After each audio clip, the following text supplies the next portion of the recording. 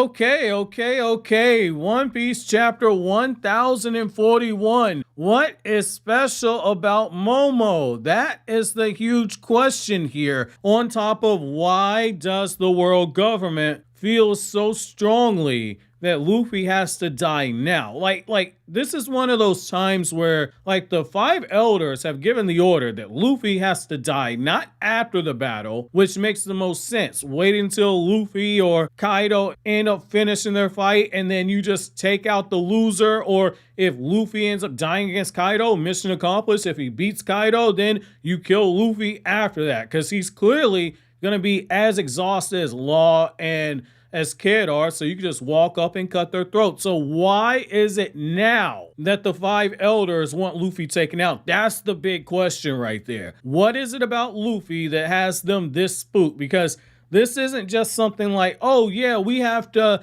I don't know, kill the son of dragon. That's not what we're getting here. There's something else here with this right here, because that was very odd wording right there. And when you got Izou sitting there, Izou's like, yeah, what is it about this crew? I'm looking at them the same way. Like, is Oda trying to sit there and say like the Straw Hats are low-key gonna be like the next second coming of the Rocks Pirates, where they're just that formidable? I could kind of see that, but I'm very curious to see what's gonna happen, because Luffy's already having such a hard time with Kaido. He's being pushed to his limits. If he's got to deal with CP0 on top of that, that's gonna be one heck of a battle for Luffy right there. And I don't know if he walks out of that one alone. Now, backing things up a little bit, we learned that Momo has the ability to speak with Zunsa, the giant elephant, and he tells it like, hey, you need to come here to join in the fight, because he's communicating with it. And so when Yamato hears this, Yamato's like, man,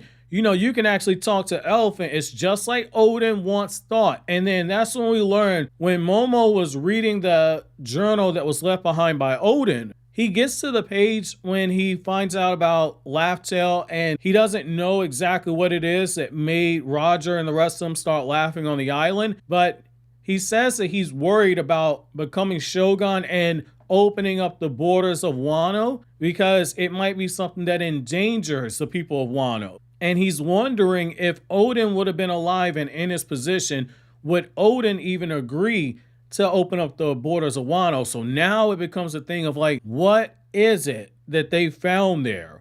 What is it? Because like, we're clearly very close to the One Piece. So what is it that's on the One Piece that has Odin potentially spooked, that he rips out the page? Or was this something that like Roger just told him like, hey, rip that page out, you can't document this? I'm wondering what it is. It's probably something tied in with the blank period. Now, the next thing we get here is that Raizo ended up winning his battle against Fukuro, and when Jinbe ends up talking to Raizo, he's like, why aren't you running? And Jinbe's basically trying to get Raizo up at this point, and the scene shifts over where you got Orochi and he's calling Fukuro absolutely useless, and he's asking what is it that's taking him so long. And that's when we find out that Komurasaki, i.e. Hiyori, has wrapped Odin up with Sea Prison Stone without him even realizing. And so when the ceiling starts crashing in on him, and he starts talking about how this is a matter of life and death, and why is it that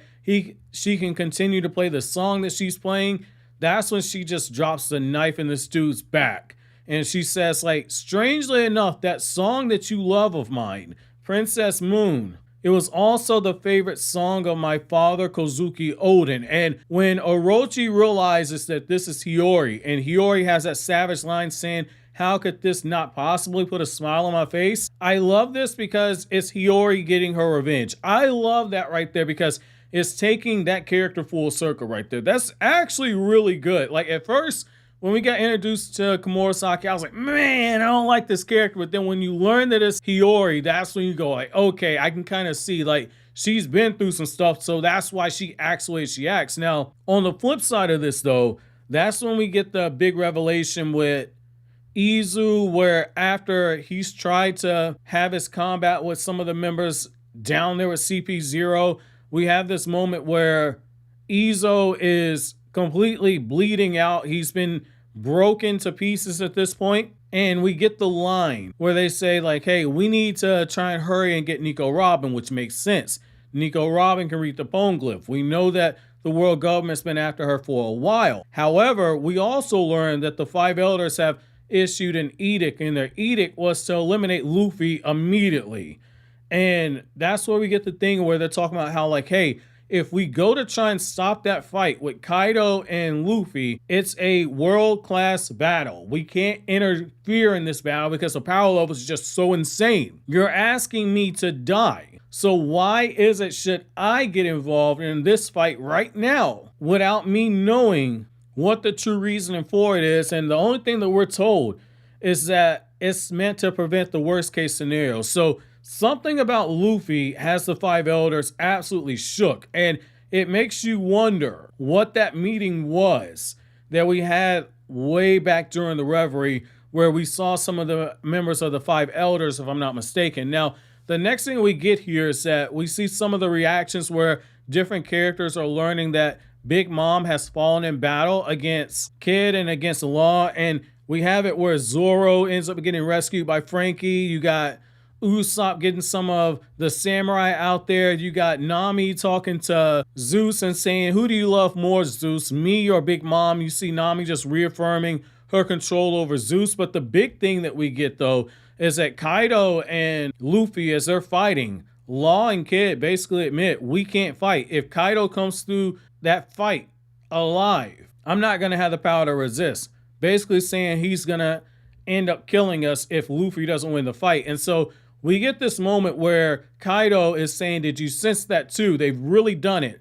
Lin has lost the fight. And what I like about this is that it triggers a flashback where Kaido recalls meeting Big Mom for the first time and how they made their promise together of claiming the One Piece together. And you see Kaido absolutely just in tears over the fact that Big Mom has lost her battle, and Luffy goes into Gear 4 Snake Man. He hits him with the Hydra punch, and he knocks Kaido crazy. And that double page spread, that is so detailed right there. From the speed lines to the way that like Kaido's face is turning on one panel, then you see the follow through in the way that Luffy's fist is kind of curving. After he hit Kaido, then you got the other shot right there in the kidneys, and you see Luffy saying, I'm going to drive you out of Wano if it's the last thing that I can do, because I don't give a damn about your whole thing of your ambitions if it means that the people on this land have nothing to eat. And you just see Luffy, he's putting it all on the table, and it looks like Luffy might be reinvigorized over the fact that Kaido is the last emperor standing because Big Mom's been defeated by